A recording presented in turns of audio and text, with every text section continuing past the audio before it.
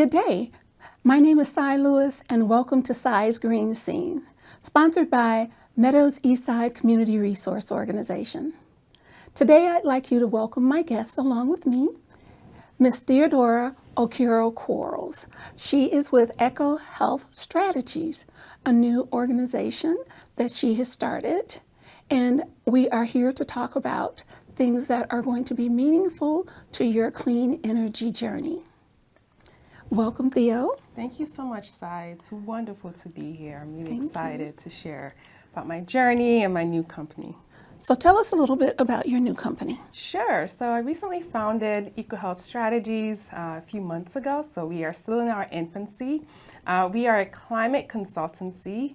We are dedicated to safeguarding our climate future, as we say. So what that means is we envision a planet where every community is resilient and has the agency to contribute to the health and protection of the climate. But more importantly, that those who are disproportionately impacted by climate change have a say, a voice in how climate solutions such as solar programs, energy efficiency programs are designed and implemented. We are collaborative by nature and passionate about creating a legacy, a world where we bring together different partnerships from utilities to non-for-profit to government entities to tackle the existential issue in front of us called climate change.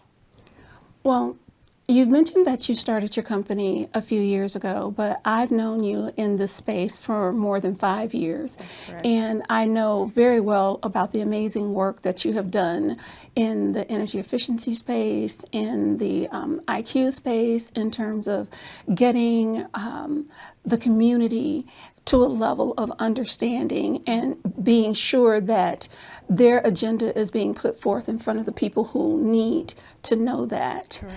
So this is not a new venture for you. So if you could tell us a little bit about how long actually you've been doing this type of work. Sure. Thank you so much. It's been wonderful getting to know folks like yourself, Cy. I've been in the energy environmental space for going on 10 years now, and I've met just incredible, wonderful people that are passionate about the work, but I can also call mentors and dear friends, folks, women, amazing women like Cy. So it's very interesting when I decided to start my company a few months ago. It's something I've been pondering for a few years now, but the timing wasn't right, but then the timing became right.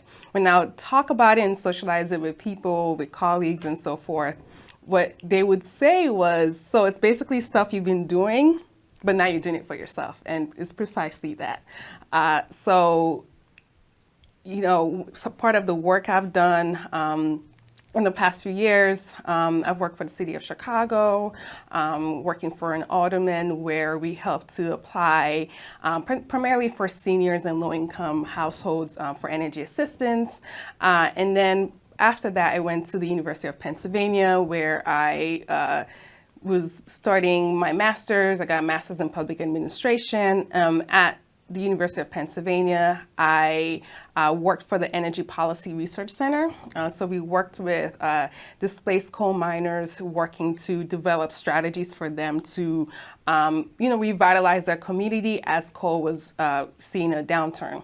So after that, I moved back to Chicago, where I worked on behalf of the state's utilities, ComEd, Ameren, Peoples Gas, helping to redesign their energy efficiency programs. So energy efficiency programs such as weatherization, HVAC repair, water heater repair and optimization. So these programs have existed, for the benefit of primarily low-income residents, working to ensure that their homes are more livable, more healthy and safe, and most importantly, I think, reducing their energy burden because, many families in our city are costs and energy burden, which means they're paying really, really high amounts monthly for their energy bills. So this was the experience where I met Sai. I facilitated a statewide committee where we had inputs from community organizations,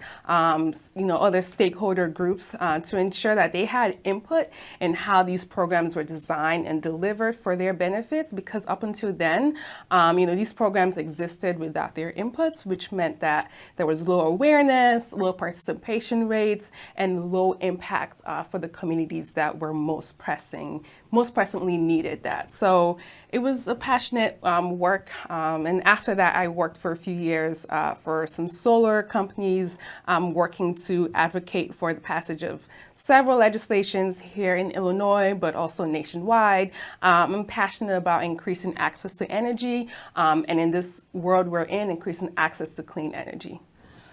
Well, I think that covers a lot, and I'm hoping that the audience gets a really good understanding about how important sustainability, clean energy is to your future lives. Everything to how you deal with allergens in your environment, in your home, as you are out in a space. So I'd like to ask you the question, what do you believe are some of the most pressing energy-related issues facing Chicago residents? Absolutely. They are numerous, and I would say they come at the intersection of climate change, climate-related impacts, but also environmental injustices and environmental pollution.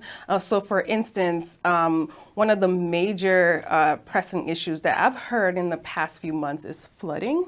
Over the past few years, we've had numerous storms that have led to flooding, not just in Chicago, but in the south suburbs as well.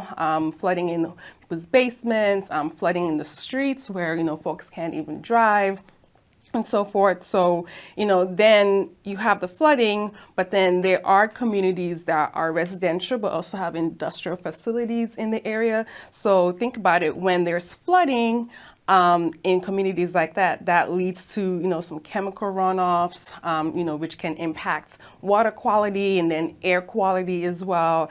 And then in a city like ours, where we already experience such extreme weather temperatures, we can have temperatures from 100 degrees, maybe 110 degrees. I know that can be very extreme, to like 0 degrees and below. So it's, those disparate weather temperatures and how particularly vulnerable residents are impacted. So you have the 0-degree weather where, we have our unhoused residents who, who will need warming centers. So we are blessed to be able to, and fortunate to be able to have a city, that has the funding and, the community centers that can open up their doors, on those really cold days. But then on the really hot days, communities in the South Side in particular, have less tree cover. So studies have shown that in cities and urban areas, that primarily concrete and don't have enough green spaces, don't have enough tree covers, tree canopies, like places on the north side, for instance, those areas are hotter, about 5 degrees hotter than their counterparts. And that means that, that leads to, very concerning health outcomes from heat strokes. Heat stroke is actually the number one the number one health impact or cause of death as it relates to climate change and extreme weather-related events. So heat stroke is a big concern, is a major concern in our communities. And then I would say, just access to energy, just affordable energy sources, right? I mentioned earlier that, many families are cost burdened, are energy burdened, which means that, again, they're paying really large amounts of their income for energy. But, there's a lack of awareness out there that, access to solar, subscribing to a solar farm, for those folks that own their home, having a solar panel on your roof can go a long way to reduce, your monthly and annual bill, which means a lot. That's money that you're saving, for your family, and you can tap into use to other things. Let me interject here and ask you, because the question has been posed to me about what does buying into a solar farm means, because a lot of our IQ communities, or they don't have the proper roofing to have Sure. solar put on. And how does tapping into buying energy from a solar farm benefit them? Absolutely. So a couple of things. So the unfortunate aspects of rooftop solar in the industry, what we call residential solar, is that you have to own your home. And on top of that, your roof has to be configured in a way that, the panels can fit on it. So which means that, a large number of low income, income qualified residents can't get rooftop solar. But there's something called community solar, and this is the industry I was in for a number of years. I was attracted to that industry because it answered a lot of the the in-access to solar that's existed for a number of years. Rooftop solar is very old. So with community solar, you have a community solar farm that could be miles and miles away. It's basically many solar panels on a certain acre of farmland. So which means that you don't have to own your home. You can move and still retain that subscription. So it's basically like a monthly subscription, so it's sort of like a Spotify subscription where you work with the utilities and you see a credit on your bill. My mom actually subscribes to a solar farm, so do I. And it saves, a considerable amount of money. For non-low income residents, that's about 20% of, that you're 20% discount on your bill, and for low-income residents, it can be as high as 50% discount. I know there are, just concerns when it comes to like predatory, activities, particularly for energy. But I would say that in a state like Illinois, our community solar and solar program overall is very strictly regulated. Yes. And there are no, FICO score requirements or other hidden fees. The programs, which, my company, myself, helped design, they're created in a way where the state has complete oversight. So, you're not going to be, kind of scammed, if there's that concern. I assure you, it is a way to save money on your bill, but also participate in clean energy. I think that that's really important. One of the reasons for Size Green Scene as a way to put information out to the community is so that they are hearing this information from subject matter experts, people who have worked in the field, because there have been so many questions. As long as I have worked in and around the energy efficiency field and the sustainability field, solar is something that is new to me. And I want to assure those that are watching that the information that you get here will be clear and concise. So one of the things that I want anyone who is watching to do is to follow us at Size Green Scene on Facebook, so that if you have any questions about any of the content you hear on any of our shows, and especially energy efficiency, whether it's LIHEAP, CETA, or what you can get in questions about solar, email us or Facebook us those questions. You can also reach us on our website and let us know what those questions are so we can get you, in particular, the answers to the questions that you have. It's really important that as you grow in your community, you hear what is being said. So I live on the southeast side in Chicago. It's really important to me to have a clean and green environment. So it's not just a green environment that you're looking for in terms of sustainability, but a part of sustainability is how clean the environment is that you live in. So if you're having issues with the cleaning of your environment, this is something that you should be talking to not just your alderman about, but your state rep, your streets and sand, your commissioners, your senators, anyone who is in public office, because you need a cleaner community in order to have a greener community. If you want more trees planted, you can request that through 311 to have trees planted on the parkways. Right. I have done it myself. There are different types of trees that you can have planted. It's really important. I lost a tree in my backyard to age that had to be cut down. I cannot tell you how horribly hot my backyard became. So I wound up having to have a gazebo built. And I have planted another tree. It's been 5 years now, but it's going to be decades before it reaches full maturity. Right. But you have to have something that's going to shade you in order to make that area cooler. It affects the way my grass grows. It affects the way my plants grow in my yard. So there's a lot of changes there. And in regards to solar, as we know, our utility costs are going up on a regular basis. If there is something that's going to be able to help you make changes to how you are living in your environment, be mindful to get factual information so that you can help yourself. So that's one of the reasons that Theodora is here today. So in closing, I would really like you to tell me just a little bit more about all of the things that your new company does. Absolutely. Please. Yeah, definitely. So we offer strategic policy consulting, we offer program design, and we offer public relations and storytelling for our partners and clients, just with the idea that these partnerships, these collaborative services will help to ensure that these climate solutions such as solar and energy efficiency are designed in a mindful, equitable manner, and they're centering affected populations. So our goal is to ensure that our partners and our clients are reaching their community impact goals, but also their business goals, whatever they may be.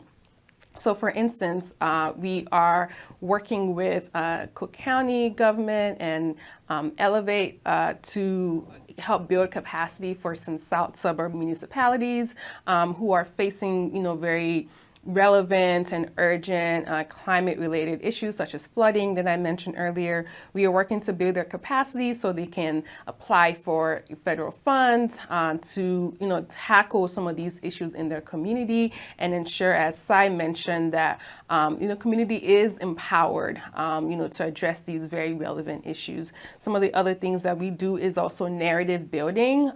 We've heard from many residents that when, for instance, we had that flooding, major flooding last summer, many residents felt like it was their fault, whatever infrastructure or building related issues that existed in their home, they felt like the flooding was their fault. That's not the case. Not at all. And part of that is about narrative building and educating residents.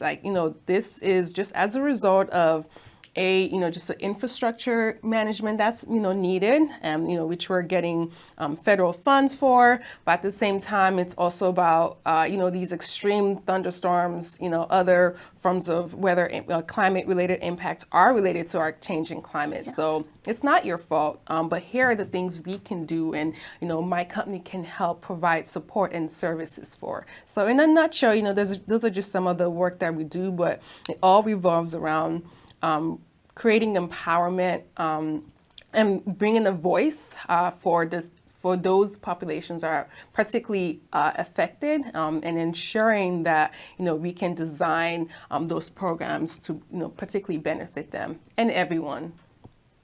So I think that that really covers a really major point.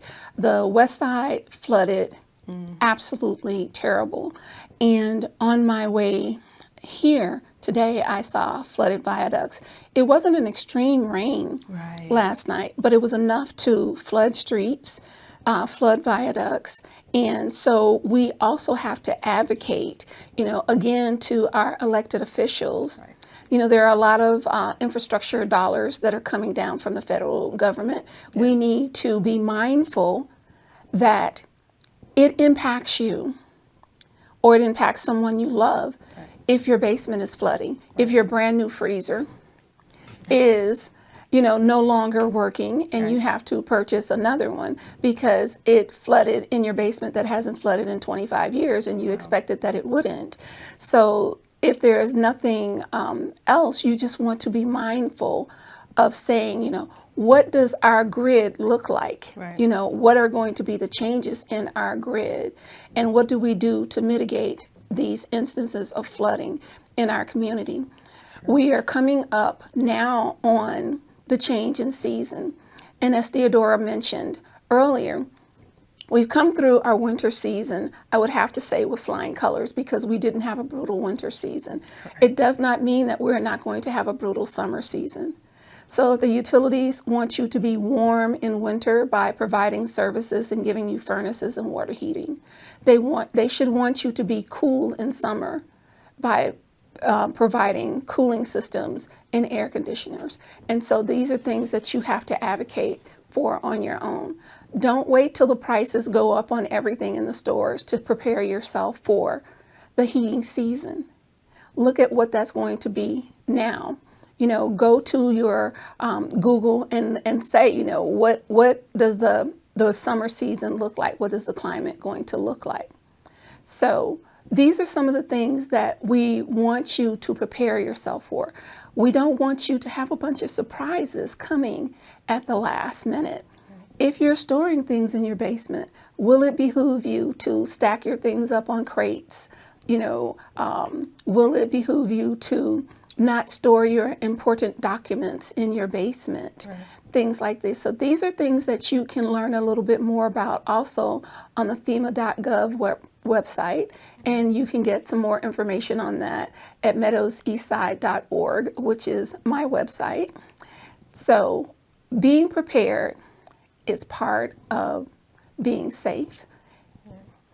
So Theodora, is there anything else that you would like to share with our audience today? Yeah, absolutely. I think as Sai just so succinctly put it, we want to build community resilience. We want to ensure that our communities, particularly those that are vulnerable, are protected and are resilient in case of, whatever, whether it's impact there is from thunderstorms to rainstorms to heat waves. And, that's the work that we're doing, and that's the work that we're passionate about.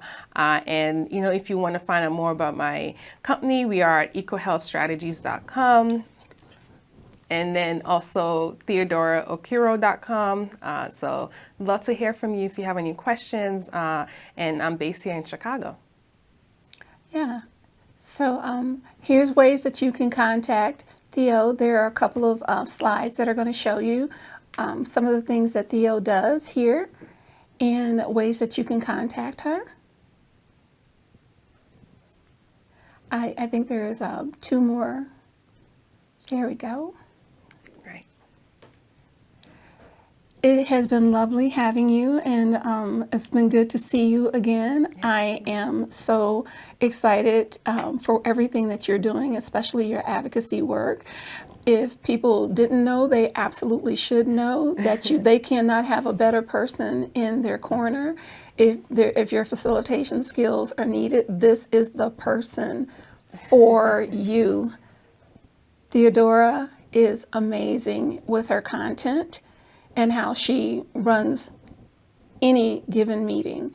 So I hope that everyone is listening, and everyone who needs further information in this space will consider giving Theodora a call, following her on her social, and going to her website to get more information. Thank you so much, Sai. You're Such a very pleasure. welcome. Thank you for having me. So one of the things that we have coming up this spring, we are going to be in April moving toward a weekly show format. So we're very excited. Thank you so much, because we've had so many people interested in coming on board to give out all of this wonderful information. So we are looking at bringing on CETA, the Water Reclamation District, and perhaps some of the utility companies to give out further information on what matters to you in the green scene, services that you can get. I do plan to have Theodora back to talk more about solar, how that impacts you, best ways to contact, and best organizations and companies to perhaps be involved with. I don't want you to miss out on the opportunity because you don't think you're eligible. So we want to ensure that you get the best information that is available to you for all of the services that are available. And April 20th is going to be Earth Day. So Reach out to your block clubs, your community organizations, your aldermen, and tell them what you need cleaned up. Reach out to your local churches and tell them that you would like them to participate in your community cleanups around their property and around the community that they serve. Everyone can lend a hand. You know, even a 5-year-old knows how to pick up a stick. So actually they love it so much. So we're looking forward to that. One other thing, there is the Income Advisory, is it the LIAC? The IQ Advisory Committee. The IQ Advisory Committee. Yeah. If anyone is interested in knowing more about that, we're going to put that on our Facebook page, because you're welcome as a community-based organization or community action organization or resident to join that advisory to learn more about energy efficiency and what goes on in the sustainability space. Right. So thank you again for showing up. Thank you again so much for coming to see me here. And thank you to our wonderful staff and our wonderful producers here at CAN TV. Correct. I've never been so excited. So thank you. Thank you. Bye.